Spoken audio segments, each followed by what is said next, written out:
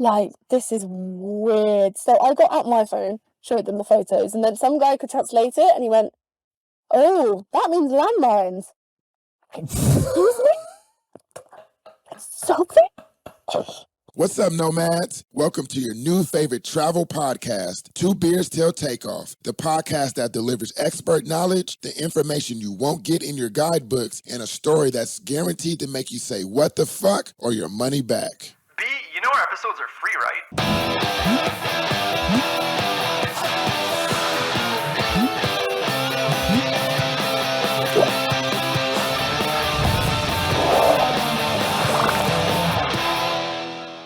Hello, my name is Phil, and I am here today with our guest who is a 22-year-old backpacker from London, England, who's been to 22 countries.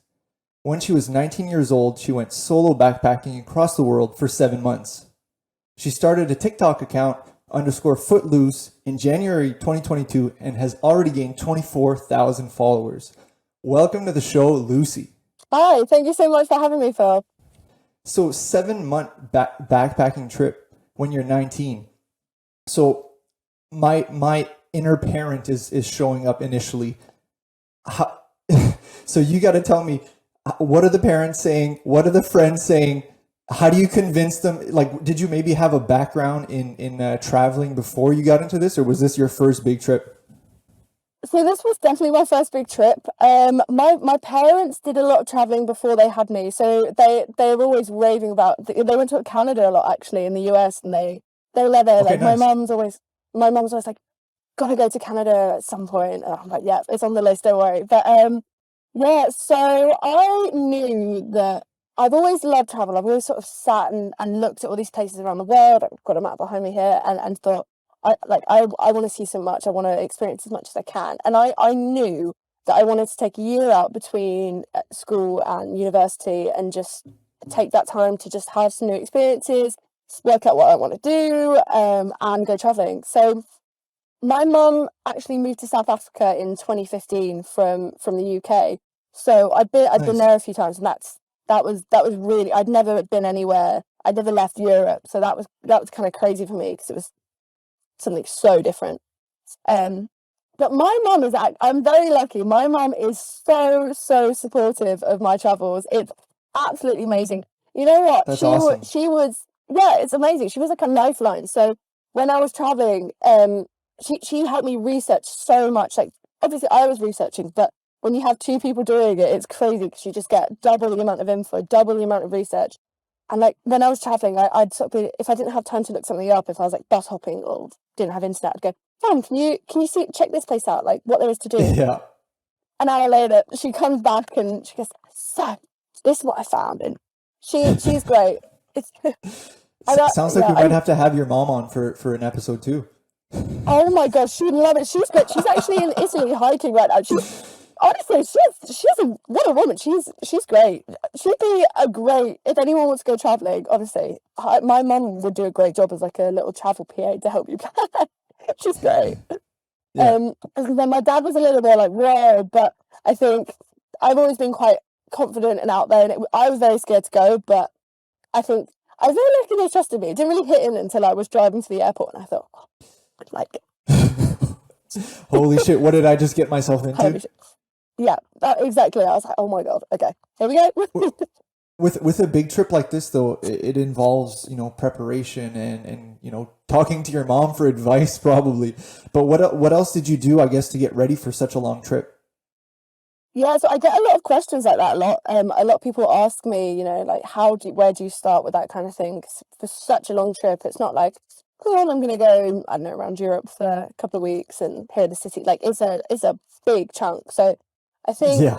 to sort of, yeah, like to start, I sort of wrote down countries that I wanted to visit and went from there. So I think originally it had countries like Peru on there, places in South America.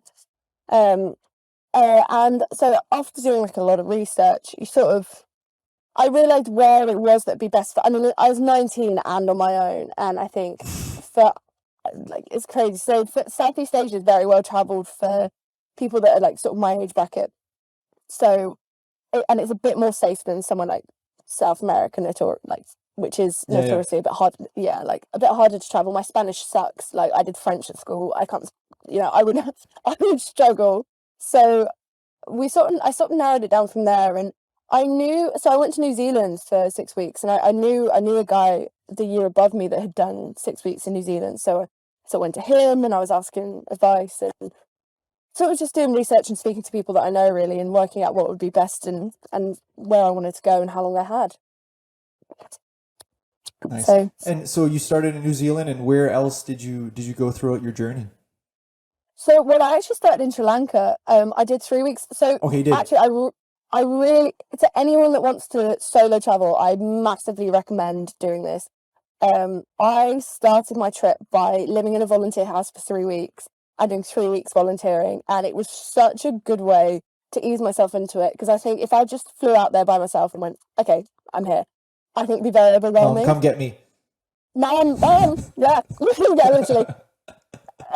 So I did it with a volunteer company, and I lived in this house in Sri Lanka, like a big sort of volunteer house with like 30 others, and I made such good friends over 3 weeks. We taught kids, and we taught teenage monks as well, which was such a cool experience, because I mean they were so much more different than I thought they'd be. They were like so Yeah. cheeky. And I made such good friends, and then I actually ended up meeting some of those people that I met and worked with there, like later down the line in Thailand, like 6 months later. It's quite crazy, but that really eased me in. Although so after that I landed in Fiji, and that was a Oh, bit of a shit. culture shock.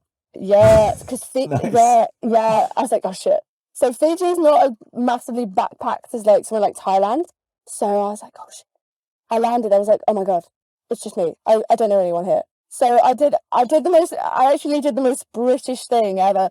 Like I was like, right, I've landed, what do I do? So I just went up to the bar and got a cup of tea. I mean, what else would you do? The fish and chips, please. The fish and chips and a tea, please, thank you. And I remember this Aussie guy that stood behind me, and he went, that is the most British thing I've ever heard. What time's the football? What time's the football? Yeah. yeah, fair enough. So then I went to New Zealand for 6 weeks and did like a hop on, hop off bus around, which was amazing. Like I love New Zealand. I'm definitely heading back. And one of the safest places I went to, I think, if not the safest. And then headed to the Philippines for 3 weeks. Then I did Bali for 3 weeks. And then I landed in Thailand, and I had a flight into Thailand, and then about 2.5 months later I had a flight out of Thailand. So my plan was to sort of overland travel Thailand, Laos, Vietnam and Cambodia, and then fly home. So that's what I did, and that was 7 months. It's pretty crazy. Wow, that's so crazy. Like to think at 19, I was like, where was I at 19? I was like, it's in university, probably, not showing up for class somewhere, but sometimes. So you did do a gap year before getting to do university. In hindsight, I guess for people that are maybe listening that are like, a lot of, you get a lot of pressure, go to school, get a job, what would, so in hindsight, do you regret, taking that year off? Yeah, I hate it. It was awful. No, I'm here today to talk. No. Stop traveling. To tell you why, that'd make an interesting podcast. No regrets. I think for me, I knew I wanted to go to university. I knew I wanted to get a degree, but I just didn't want to rush out of school and go into a degree that I wasn't 100% sure I wanted to do. And I thought if I went traveling, if I met different people, spoke to people in the working world that were traveling or abroad, I'd get a bit more of a taste of what I liked, how it sounds cringy, but I'd know a bit more about myself, what I was good at, what there is out there. And I think to anyone that's not 100% sure what they want to do and might need some time, I think taking a year out is the best decision, because you just have time to stop and look back and like reflect before you throw yourself into thousands and thousands of dollars of debt. Yeah. But that is worth it, obviously, if that's what you want to do. But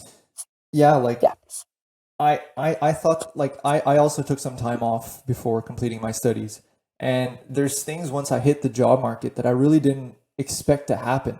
Like, for example, when I was like in interviews and stuff like that, like it was considered an asset to have gone and traveled, because sometimes when you're hiring someone straight out of school, they have no life experience, and now they're coming to work for your company.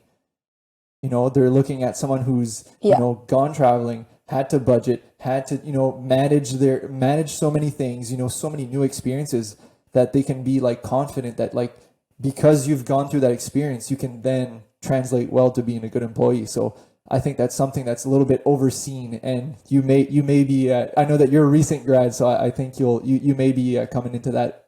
Yeah, hopefully, yeah. That's exactly right. Like, I think you sort of, I don't know if you have it in Canada or what you have, but like growing up, you have at school you could do like Duke of Edinburgh, which is like you go on an expedition in the UK, usually in Wales, for like 3 days, and everyone goes, yeah, this will look great on your CV, your resume, it'll look amazing.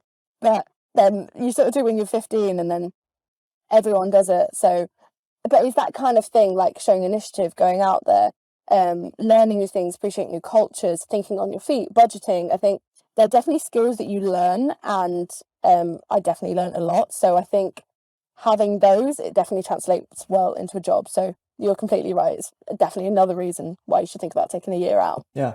And so, yeah, like you said, you did do, solo female backpacking as a 19-year-old, which like is not very common. So like kudos to you. But like for people who are listening who, maybe the solo female travelers that are yet to take their first trip, what advice would you maybe give them to, take the leap? I definitely think it's definitely a leap that you should take. I think there's a lot of stigma out there thinking, you're a woman traveling by yourself, that's stupid, it's not a great idea. I think what I said earlier about easing yourself in is a huge thing. So if you've never traveled before, or maybe just a couple of small trips, doing maybe a group tour or a volunteer trip, something with a group of people that's a bit more organized. If you start with that, it really eases yourself in, and you learn a lot from that as well, what to look out for. Maybe, so say if you do like a group trip and say you've never been to Asia or something, you do a trip in India, that would be a culture shock in itself. And I think to go to India having never traveled before, and to be alone as a woman would definitely be, I would find that very overwhelming. Not just necessarily India, but I'm just using it as an example. So I think definitely ease yourself into it, but don't be scared to take the leap, because there are so many nice people out there, and it's easy to think, oh my gosh, what could happen? And you do have to have your wits about you, whether you're a man or a woman, but especially as a woman. So I know that there's things where women like have deterrents as to, wearing like fake wedding rings. I've heard a lot about, so that sort of like deters some men from talking to you, but that was never an issue in anywhere that I went. But that I've heard of that as to be a thing. My mum had my location the entire time. Like that woman stalked me. she stalked me. She goes, I hope you're having a nice time at the beach. And I go, what? I thought I'm at the beach. Like, and I go, oh, she had my location. It freaked me out. You turn around, she's just like there with you. Like, what? I was like, you what? She's just in the bushes, like, I'm still here. That's why she was so chill. She was here the whole time. I didn't realize. Always have your location shared. But and it's exactly as well. I didn't realize this was a thing, but a lot of hostels have female-only dorms. So if you're worried about staying in a hostel and you don't know who's going to be in your room, you don't feel comfortable. I don't know. There's strange people everywhere, but if you're more comfortable being in female-only dorm, which a lot of people are, those are always options. And I've stayed in some for myself, and they've been great. But a lot of people are so friendly. Like, I went by myself, but I was never really alone. I mean, that sounds odd, but the amount of people you meet, and I met other solo female travelers, not many as young as me, but people are so friendly and willing to make friends that you're never really doing anything by yourself. And if you are, you just go up to someone in a hostel, go, hey, do you want to come see this temple with me? And most of the time they will say yes. Exactly right. It's great. It's like renting a friend. Yeah, exactly. You just rent a friend. It's like, I was in Paris. I was like literally day before yesterday, and I made really close friends, like really good friends with this girl from California, and she texted me up, like, I think I was just gonna have a chill evening in, and she texted me and was like, let's go do this, like, let's go have drinks and look at the view over Paris. I was like, I don't know, let's go do that. Like, you just end up doing things that you never would have done by yourself. So, traveling solo opens you up to meet more people as well. Like, I think so. I mean, stuff I'll talk about, like stuff I'll talk about later in the podcast. I never would have done, but like, if I hadn't met the people that were like, let's do it now. If I was maybe with a friend or didn't go. Yeah, and I know you probably hear this all the time, or get asked this all the time. But what was your favorite country in your 7-month trip? If you have to pick, let's go. Let's give you a top 3. Okay, top 3 easy because I have 2 that I can't pick between. My top 2 are Vietnam and New Zealand. Amazing. And top 3, what would I put as third? See, it's always those 2 are like Okay, neck and neck. I'm fine with that. Third. Okay, yeah. Vietnam, if you're happy with Vietnam and New Zealand, those 2 amazing countries. Very different though. Q&A. All right, Lucy. Welcome to our segment Q&A. This is a segment for people to get to know you a bit better. So, hot or cold? Oh, hot. Beach or mountain? Mountains. Bus or train? Train. Cats or dogs? Cats, easily. I love cats. I love dogs, but I love cats more. They're great. Breaks my heart. Top or bottom bunk? Bottom bunk all the way. Oh my god, no way, never top. Sorry, if you pick top, you're still a child. No offense, but I picked top. no. Bottom bunk. Just because I like to live. I like to live dangerously. People like you terrify me. I love a good top bunk that has like no like ladder. You have to like step on the person below you to get up to the top. That's the type of hustle I like. No, that's not. See, top can be fun until you're throwing up in your hostel dorm and you have to climb off the top bunk every time you want to throw up. That's when it's not so fun. Yeah, that's fair. I have experienced that. Yeah. If you had a superpower, what would it be?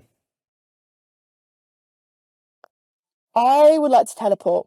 I think being able to teleport and just you could jump to any country ever, anywhere. And if you're in a dangerous situation, you could just jump out of it, teleport away. I'd love that. That'd be great. Right. No more waiting in airports. Your flight has been delayed. It's like, no thanks. I'll just click my fingers and then I'm there. This is easy. What's something you never travel without? Ooh, probably. There's probably 2 things. One is my travel plug. I've got this like chunky plug that just works for everywhere. And the second is a sarong. If you're in a bunk bed and it doesn't have a curtain, like the best hack ever is to just make a little curtain out of sarong, out of your sarong or like a towel or something, and just tuck it in. And it's just like the privacy is just, it just brings it all up, and you can use a towel, a skirt. It's great. I will never go anywhere without my sarong. I love it. Okay, I'm definitely packing a sarong and a skirt. Never heard that one, so that's a great one. Oh yeah. Okay. That's good. There's loads of ways you can use it. It's great, especially if you go to like a temple and you have to cover your shoulders or your legs. Like, I see guys wearing them all the time to go to the temples. What is your favorite world attraction? I think Angkor Wat in Cambodia is really cool. I think there's so much history there that's really interesting. And yeah, I'd say Angkor Wat is probably one of the coolest places I've been. Nice. Like attraction wise. Which country has the best cuisine? Oh. And you can only pick one? No, not between 2 again. It's between 2, but oh my god. Because I would always say Italy, because I love Italian food, but I don't know. I think Thailand might top it, you know. I think Thailand. I'm going to go with Thailand, but Italy's a close second. I love Italy. Okay, I like Thailand because Italy, we almost retired the question because too many people were picking it. And yeah, so I'm happy you have another answer. What is your biggest travel pet peeve? Oh my god. Okay, my biggest pet peeve. I'm trying to think. There's people turning on lights in hostel dorms when people are asleep. I feel like that's quite an obvious one. But there's always like this type of person, and I don't want to be mean because everyone I meet traveling is so nice. But there's always that guy that's like has to be so extra. Like, I think I was looking for, and you meet this type of guy. It's always a dude that's like, yeah. So I've actually been here a week, so I can teach you some of the local lingo.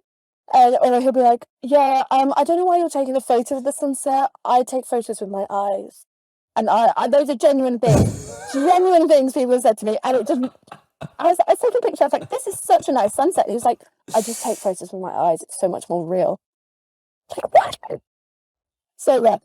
That's not a photo. That's called That looking. is good looking, yeah. Do both. Send your family some. Okay, so these guys have long hair. Usually have like puka necklaces or something. Yeah. Like the hemp necklace, a lot of Yeah, bracelets. that's the one. And they always think that, you know, they travel a little bit longer than you, so that or they've seen what you haven't seen, so they're just one up on you. They're always They're a bit more spiritual. yeah, so spiritual, you know. They can teach you local religions, or you know, they know a lot. That's probably a pet peeve. Yeah. Tell us your best travel hack. Best travel hack. Oh gosh, you really put me on the spot with these. Just the wrong is a good one. It's like I think I did a TikTok that was like 7 ways you can use it, and I can't remember all the 7 ways, but that was a good hack. Travel hack. Oh, I've got one. If you can only bring hand luggage, but you've got too much space, you're allowed to bring pillows. Like you've got too many clothes. You're allowed to bring pillows on a lot of flights, so you can have a pillow that you can like stuff in, like, or a pillowcase, and then it's like a little extra bag, and they often don't know. So that's a good hack. Oh, that's a great idea. Yeah, I've never done it, but I've seen people do it on TikTok. They have like one of those like fluffy pillows, and they're like, yeah, it's just my pillow, and then it's got like loads of clothes in there as well. That's a good hack. I love that. Oh my God. I once was in Croatia, and I was getting ready to live, or I was moving to Germany for a year. So I had like a big bag full of stuff. And then I hit Ryanair, and I was over the even like when you check a bag limit. Oh no. And so I had to throw out a bunch of shit. Oh no, that's so I should have just brought a pillow. Yes, pillow would have sorted you out, man. Oh, that's so annoying. Ryanair is stingy, like that you have to be. I saw. I don't know if it's Ryanair. I saw a video. I don't know. They were weighing their bag, and they were filming, and the person that was working for the airline behind the desk was leaning their knee on the weight on the scales, and then they were like, yeah, and they went, can you take your knee off, please? And they did, and they were going like a joke, but they would have gotten away with it if the person hadn't seen. So. Jesus, did you hear the CEOs trying to make standing seats, like not seats, but standing option for flights? Yeah, I was like, how is that? I thought that, I was like, at first I was like, is that a joke? But I read it, and they were like, yeah, it's fine, like a bus. Hold on. I was like, if you hit some turbulence. Like, yeah, but a bus is not going like 700 kilometers an hour. Like, what the fuck? Yeah, and if you hit turbulence, like if the plane just drops like a little bit, you're hitting the ceiling. I don't even know how that makes any sense. I think that breaks like, oh, that's ridiculous. Pay to your seat. It's a little crazy. It's crazy. That, yeah. What's the most underrated country?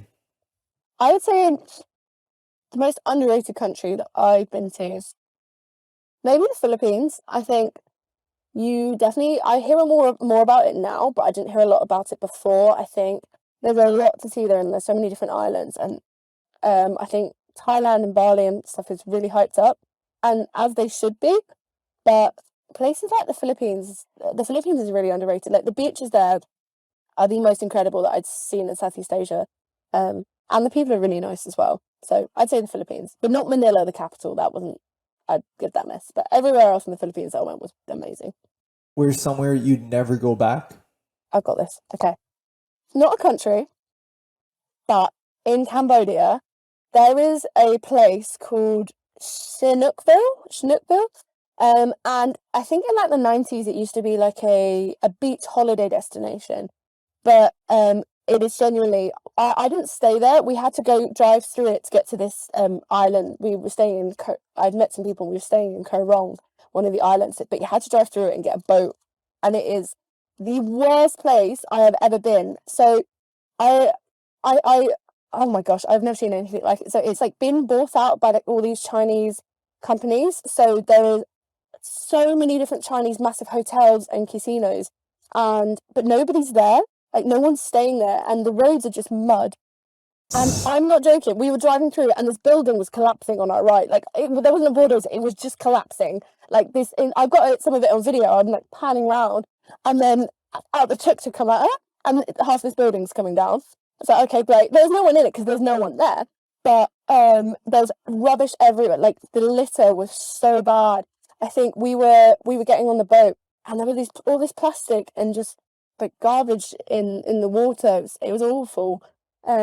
And yeah, like I said, no Cambodians really lived there. And I made a TikTok about it, and people were like, "Oh, it used to be really nice there." I'm like, "Well, it's not anymore." So I would.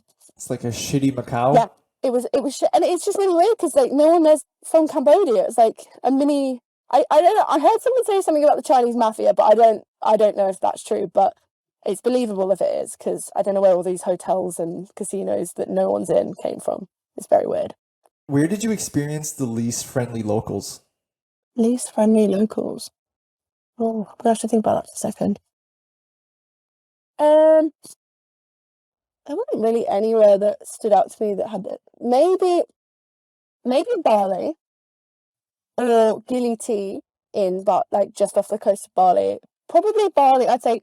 Don't get me wrong. I don't think the locals weren't friendly, but I think Bali is so touristy and there's so many tourists that I don't know, the culture of Bali is in some places is somewhat lost by, like, yeah, there's definitely Bali, especially, there's one place in Bali, like, if anyone watching ever goes or wants to go, Kuta and Seminyak, it is just sort of been taken over by, like, clubs, and the beach there isn't very nice, and I think I went out there with some people that I met, and I came out, and these taxi drivers were trying to get me in their taxi, and they spat at me. They tried to pull me in. Jesus. Yeah, it was awful. And I didn't experience this anywhere else in Bali. I just want to say everyone else that I met in Bali was lovely.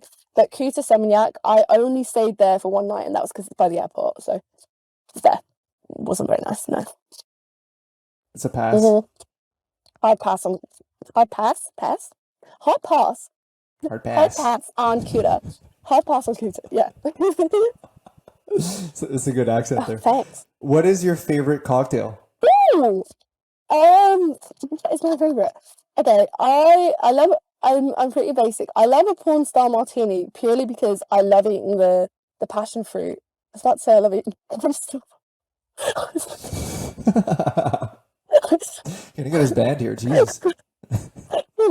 I love eating the passion fruit. But it's in it. Like, I love passion fruit. But I had probably the best cocktail I've ever had in my life in Morocco last month. It was like sorry, I'm going into detail with this, but it's like a mint tea mojito, and it came in this teapot, and it was like, alcohol's so expensive in Morocco. Wow. It was insane though. Like it was like mint tea, but the mint was so fresh because it grows everywhere there. The mint was so fresh, and like it's probably the best cocktail I've ever had. Like this bar was amazing. It was expensive because they import alcohol there because they don't really drink it, but it was definitely worth the money for the amount I got and how good the cocktail was. So, yeah.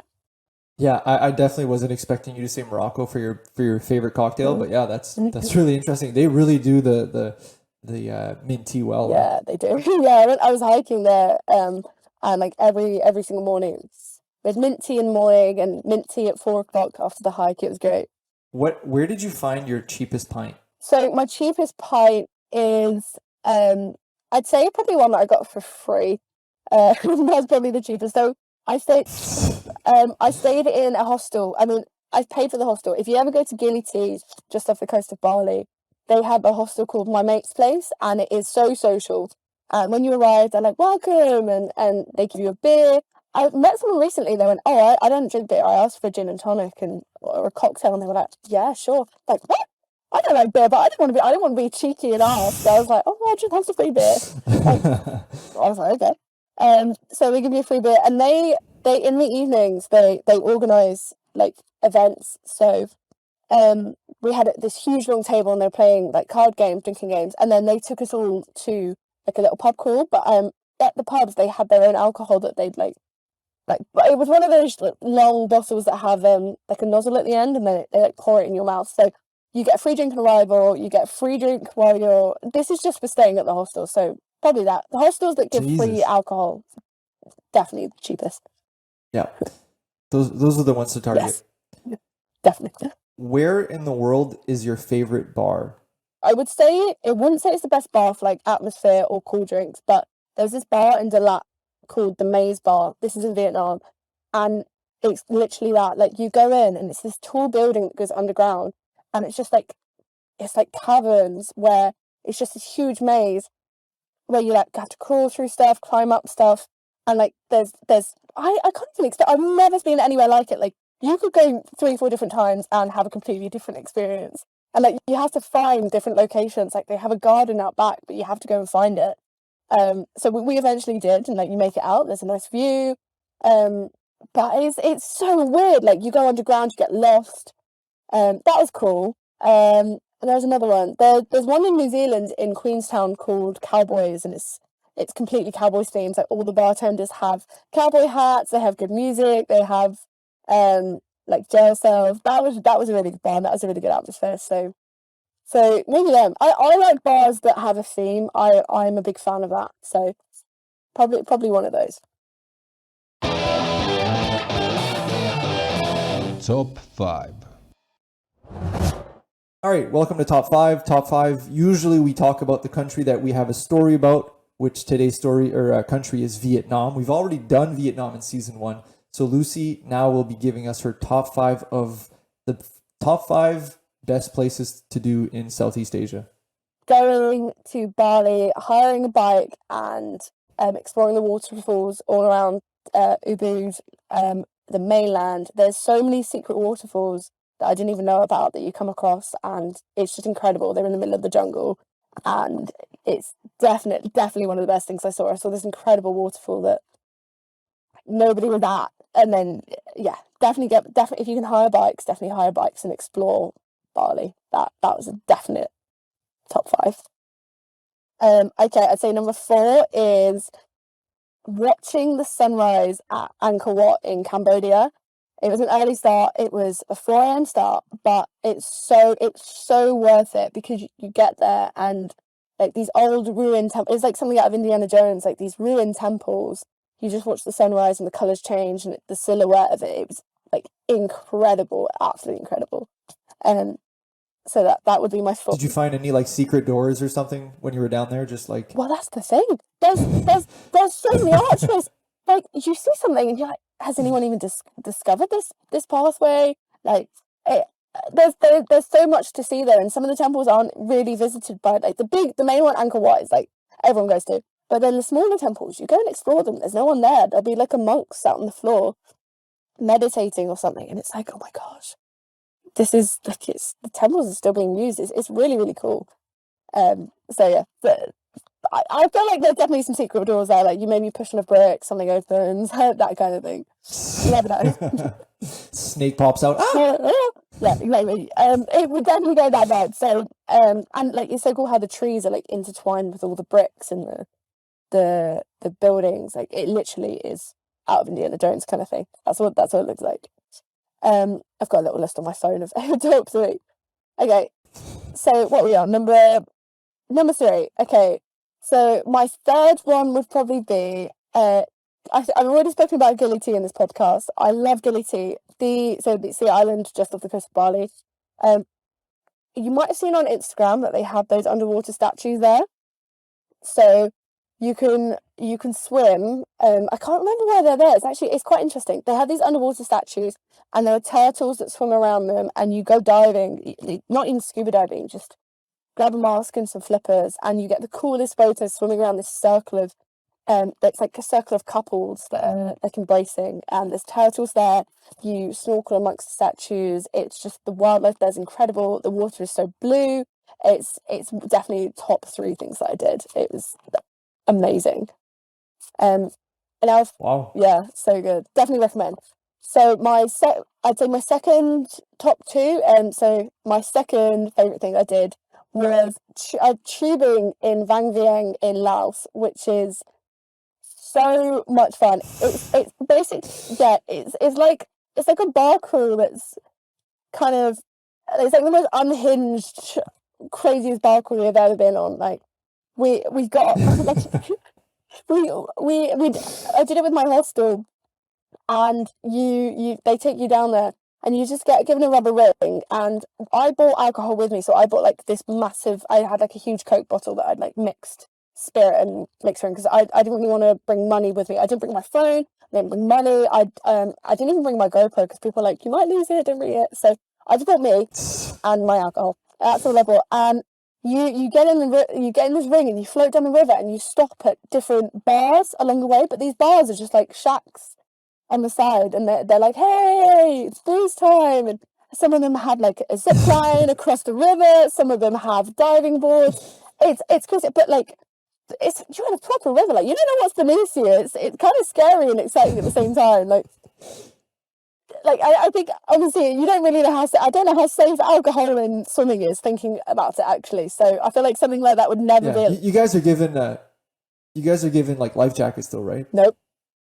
No. Yep, that's the thing. It's almost unhinged, and at the end, like, we had this huge mud fight. It was one of those days that is like a mess, but it was so much fun. Like, I loved it so much. I did it twice. I booked it again for the next day. I was like, yeah, let's go again. It was great. Yeah, that was definitely top tier. That's hilarious. Yeah, Bang Vieng is beautiful, so I would definitely recommend visiting. Okay, and my top one is, like, by far the best thing I've ever done. It is doing the Giang loop, which is a 4-day motorbike loop in northern Vietnam, which is coincidentally where I got the story that I'm going to talk about in this podcast. I have some mad stories from it, but it's the most. I was not going to do it. I hadn't heard of it. I couldn't ride a bike. I was like, "You crazy? I'm not getting on one of those things." Is it a bicycle or a scooter? It's a scooter, but like it's okay. So you had like the smaller scooters that I learned to drive a small sort of, I don't know if it's a 50cc, I can't remember. I learned to drive one of the small scooters in preparation for this, and that was like quite easy, although I'm stressed about trying to ride. So I learned purely so I could do this loop. And then you get to the loop, and it was a bit more like obviously not like a huge motorbike, but it had like gears. It was a bit more than just like a small moped. Like, it could go quite fast. So learning to ride one of those, and like, so you get given like a map, and it was 4 days. You just go around this amazing country, like the amazing countryside of Vietnam, right in the north. And there's like, they're not mountains, but there's huge green hills and like canyons and rivers, and it's just incredible. I've never done anything like it, and to ride a bike and just take it all in and see so much of it, which is, oh my god, top one thing. If anyone gets a chance to do it, I cannot recommend it enough. Story time. This is where I have some interesting stories from this loop. So the Western it's an odd one. So I ended up I met a guy when I was traveling, and we ended up doing this loop together. And he convinced me, he was like, "Oh, it'll be so much fun." And I was like, "Oh, I don't know." I'm so glad. I'm so glad that I listened to him and did it, because, like I said, it's my top number one thing and easily the best. So what you do is you can get a bus from Hanoi to Giang, which is where the loop starts, and you pick a hostel, you stay there, and you rent the bikes from them. So I stayed in this hostel in Giang, and we hired the bikes, and we had like a day to chill out. So they give you a map, which is really helpful. You want a map. And so I was chatting to the guy that lent us the bike. So we had a map, and he was sort of showed us where to stop. He goes, right, this is how long it will take you from point A to point B, where you'll be staying tonight. Point B, C, so it's 4 days. And along the way, he was pointing out things you could do. So he went, oh, so on this day, there's a really cool waterfall. So I wrote that on the map. I was like, right, waterfall, turn here to go and see this waterfall, which we did, which was amazing. And I think that's maybe day 2 or day 3. He went, okay, here is where you can go and visit the China border. I was like, oh, wow, like, that sounds quite cool. China border in the middle of nowhere. That sounds safe. That sounds safe. What could go wrong? An unofficial border in the middle of nowhere. That sounds like between 2 communist countries. That sounds like such a good idea. So, I love Panda Express. I love it. Yeah, no, I'll make the trip. I'll go that far for Panda Express. So, oh gosh. So he was like, "Oh, but just be careful when you're around there." So, because when you leave, they give you instructions. They go, "You can't leave too early because the police will be doing police checks by the time." But 2 hours away from the point that you're leaving this hostel, there's police that do police checks, but they go on their lunch between 12 and 1. So make sure you drive between this. So like we had to Because what, they'll stop you and bribe you? yeah, they'll stop you and they'll go, "Where's your license? They'll find something to make you pay." Like, yeah, they'll stop you. And I think actually on this loop, I think it was maybe right towards the end, we actually drove past police that tried to flag us down and stop us, but we just kept driving because which sounds bad. It sounds bad, but generally sometimes that is what you have to do, because they will, no matter if you have the license, the helmet, whatever, they will often stop you and find something to flag you down. But I this is where it helps having a friend that had actually been to Vietnam, and she told me, she went, they will just flag you down because they see you're a tourist, and we did get flagged down at one point, and I think I can't remember what they fined us for, because they'll go, "No, that driving license is not accepted," or something like that. So they flagged us down. So we had it wasn't a lot that we had to pay. But anyway, so on the first day we timed it, so we didn't run into the police at this point. So he's telling us all the info, and he went, "Okay, so be careful. If you go visit the border, just be where you're at the border." We're like, "Yeah, cool, sounds fun. Like we'll definitely go check it out." So I think this was day 2, and we were on our way there, and it already goes a bit mental. So I think we stopped to take a picture of this view because it was an incredible view. It was just on the side of the road. You pull over, take a picture, and then I had like a fanny pack around my waist where I kept my phone, my wallet, and my passport.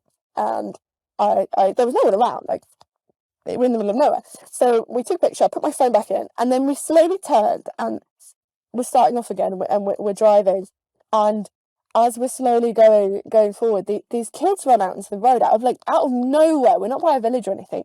And they look about 5, 6, 7 years old. And I'm like, "Oh my gosh!" And we're not going very fast, so they come like round the bikes and they go, "High five, high five, high five." I was like, "Oh, these kids are so sweet!" Like, shut up. So I went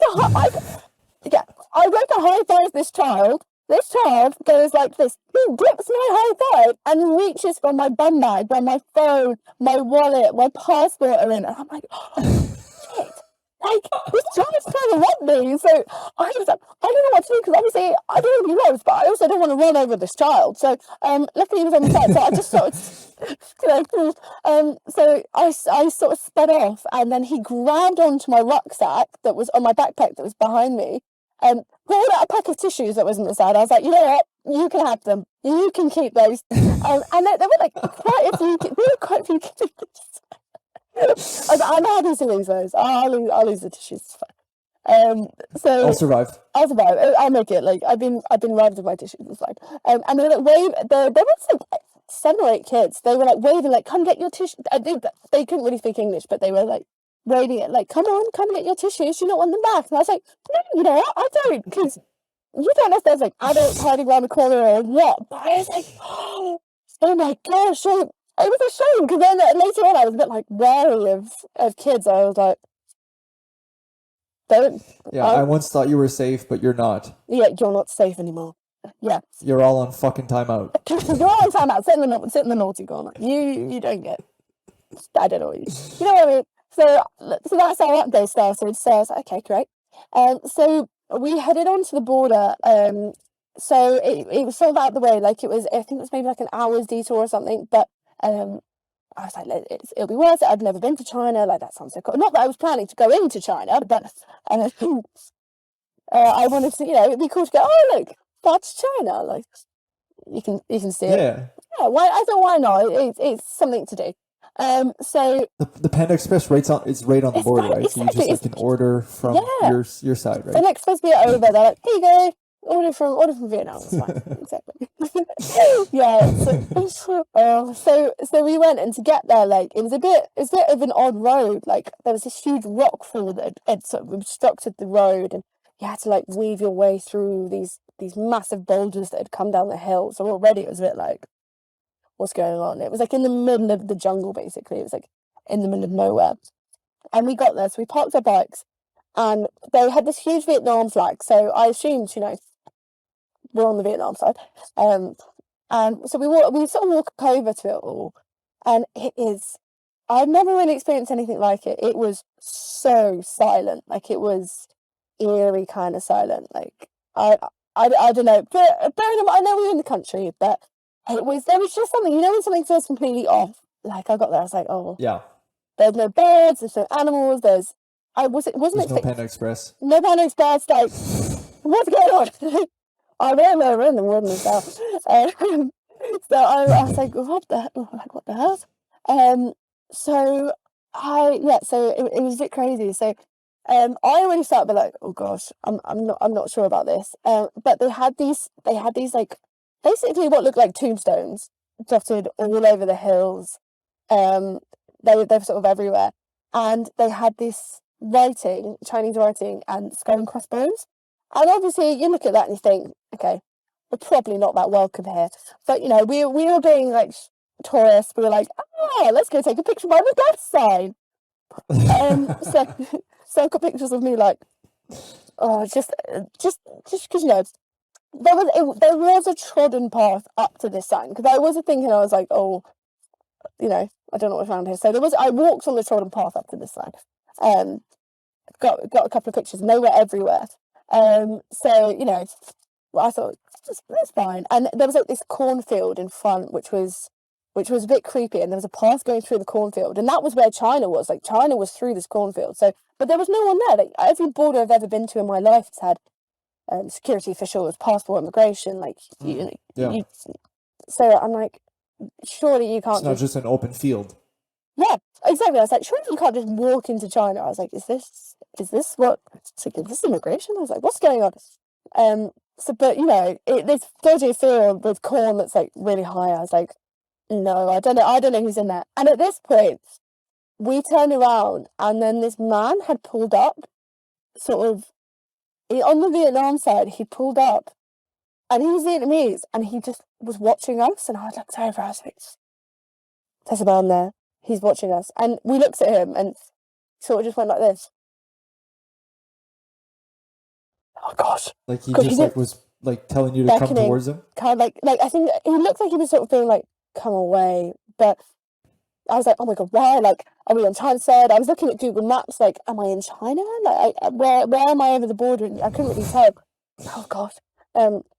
So we took these photos, and I was like, that man's creeping me out. And the guy I was with he was walking towards the cornfield. He was going further forward, and I just stood my ground. I went, yeah, I'm not going any further. I'm creeped out enough as it is. There were death signs, and there's a man waving at us. I can't hear anything. There could be people in the bushes. I was like, you can go, but no. So he went forward, and then I was like, no, I want to leave. He went a bit further forward. You went to the China side? I don't know. He went towards the China side. That's the thing, there was no border. I'm still unsure if I've been to China, because on my phone, it made an album called China. So I'm like, does this count? Does this country number I don't know, is this country number 23? Like, does it count? It doesn't count. So, so anyway, I was like, right, I'd like to leave. Let's go. So we headed back to the hostel, and we were, it was a sort of, everyone stayed in the same homestays that night. So we were telling everyone, and we were like, oh yeah, like we went to border. They're like, oh no way, show us some photos. So the guy I was traveling with got out his phone, and he was like, oh, okay, let me find them. And the photos that we took on his phone were gone. Like, they did not exist. What? Yeah, they were gone. All the photos of him at the border, they were gone. It was crazy. So I was like, well, did he have a Huawei phone? He had well, what the fuck? I don't know. What the fuck? He had he had an Android. I had an iPhone, and they were all gone, all the photos. And it wasn't like, oh, did we take them on yours? We definitely did, because we took some on mine of me, and some of him on his. I remember it. I took them. So I was like, what? Like, this is weird. So I got out my phone, showed them the photos, and then some guy could translate it, and he went, oh, that means landmines. Excuse me? Something? Landmines? What do you mean landmines? Like, so it turns out we were standing where like all these landmines apparently were planted, and people in my comments have been like, this huge, people are having like, I didn't even try and get involved, but everyone in my comments when I posted this video have been like, the landmines are here because, and then they were like, people are like arguing about like, is it from the war? Is it China? Is it Vietnam? Is it America? Like people are, and then people are like, people are getting in spiritual arguments in my comments. My comments is like a minefield in It's a itself. fighting ground. Yeah, it's a fighting ground. I can get involved. I just like some comments that were like, haha, you're an idiot. I was like, yeah, fair. Do you know what I'm saying? I'm not going to pretend that I'm not. So I was like, yeah, sure. So yeah, so that essentially is the story of how I accidentally stood in the landmine field and potentially made it to China by accident. Although I'm still not sure. Holy fuck. Yeah. That took a wild turn. I was like, you eventually found a Panda Express? I don't know. Like Maybe? that's probably best case. But holy shit, landmines. Mm-hmm. Yeah, that would mess you up a little bit, eh? A few days later, you're just like kind of like a lot of bad shit could have happened. Like I could not be walking on two legs right now. Yeah, exactly. I mean, luckily I didn't like stray off the path or anything, but already I don't know if there were people like in the field watching me or where the landmines were, and it's like, this is a weird story. And every time I tell that story, people are like, what the hell? So Yeah, yeah. and this was in 2019, right? Yeah, so this was before the pandemic. This was like July 2019. Yeah. It's Yeah, no, that's fucking crazy. Like I've never luckily been, I guess, in, you know, like we've had a guest come on talk about like being in a war zone or like, you know, dealing with landmines. I've never dealt with, I guess, anything that bad, but that's pretty fucking crazy. Yeah, it's insane, but it makes a good story. Like it's definitely an experience that I don't know many other people that have had. I think some people in my comments are like, oh, I did this, like it's super weird, like it's a weird place, like it's scary. Like not many people, but I know a few people that have said that they've done it. So No. I mean, So I guess I gotta be the elephant in the room. What did mom say? what did mum say? Oh, well, this is the thing. I sent her the photo. She was like, oh wow, and this is when she wasn't on stalking my location. Clearly, otherwise she'd be like, why are you in China? What's going on? What are you doing? She could not believe that I'd gone to a landmine field. She was like, you're joking. I was like, yeah. That's hilarious. So I made a mistake. I did a whoopsie. Whoops. Yeah. So as you can tell, she was like, you're an idiot. But yeah, all the best stories come from idiotic travel mistakes, right? Hey, if you don't do that, usually you don't end up on a podcast. So Exactly. kudos to you. Thank you. Exactly. I've made it, Mom. Look at me. Oh, exactly. But anyways, Lucy, thanks a lot for coming on. Really appreciate you coming on and giving so much advice, you know, and telling us an awesome story. So I guess I got two last questions for you. What's next for you? I know you mentioned you're going to Italy, but what's next? What is next? So I'm doing a little bit of traveling over Europe. So I'm going to some of the Balkans. I'm going hiking in Italy for 10 days, and then I'm going to like Croatia, and I'm actually volunteering in a hostel in Montenegro. So if anyone's interested in seeing what that's like, follow my socials. But then next, I've actually got a job working in Lapland this Christmas in Finland. So I'm working. So I'm working at like in the snow in Santa's grotto. Essentially, You're gonna meet Santa Claus.